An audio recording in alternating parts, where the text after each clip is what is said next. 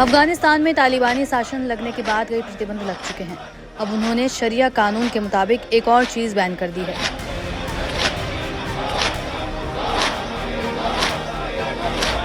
दरअसल तालिबान ने मुहर्रम को लेकर सख्त नियम बनाए हैं, जिसमें छाती पीटना और खुद को मारना वर्जित है। यानी मुहर्रम पर शोक मनाने वाले लोगों को न तो अब छाती पीटने की इजाजत है, न ही खुद को मारने की। तालिबान ने यह भी कहा कि अगर किसी शख्स ने इस आदेश का पालन नहीं किया तो उन्हें कड़ा दंड दिया जाएगा, साथ ही जुर्माना भी लगाया जाएगा।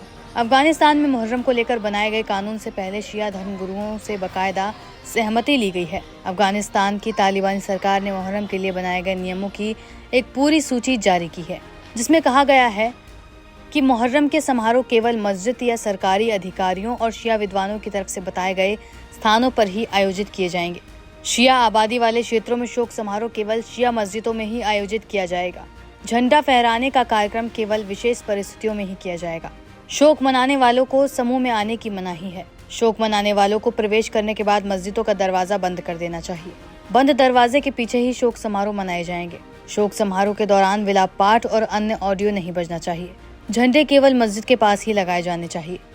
झंडों और पोस्ट पर किसी भी तरह के राजनीतिक नारे, अनुचित फोटो या दूसरे देशों की शर्तों को लिखना पूरी तरह मना है। जिस जगह पर झंडे वितरित होंगे पहले से स्थान तय होना चाहिए। इन समारोह में सुन्नी मुसलमानों को नहीं बुलाया जाना चाहिए। समारोह में छाती पीटना मना है।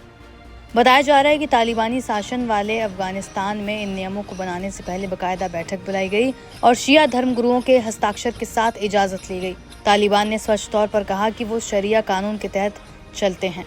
इस कानून के तहत किसी भी व्यक्ति का मजाक बनाने की अनुमति नहीं दी जा सकती। जो इन शर्तों को नहीं मानेगा उन पर कठोर कार्रवाई की जाएगी। गौरतलब है कि करबला में हुई जंग के गम में दुनिया भर में फैले शिया समुदाय के लोग मुहर्रम को गम के त्योहार के रूप में मनाते हैं। इस दौरान मुस्लिम समाज के द्वारा सदका, खैरत और इबादतों का खास एहतमाम किया जाता है। बड़ी संख्या में ताजिए भी निकाले जाते हैं। ताजियों के चल रहे समारोह में मुस्लिम समाज के लोग इकट्ठा होकर इमाम हुसैन को याद करते हैं और फिर अंत में इन ताजियों को पास ही किसी नदी पर ठंडा किया जाता है। इस दौरान मुस्लिम समाज के सबीला और लंगर का इंतजाम किया जाता है। बताया जाता है कि करबला के शहीदों को भूखा और प्यासा शहीद किया गया था। याजीद की फौज ने उन पर खाने और पीने से पाबंदी लगा रखी थी। इसी याद में मुस्लिम समाज के द्वारा बड़ी संख्या में पानी और शरबत की सबील लगाई जाती है और खाने के लिए लंगरों का इंतजाम होता है।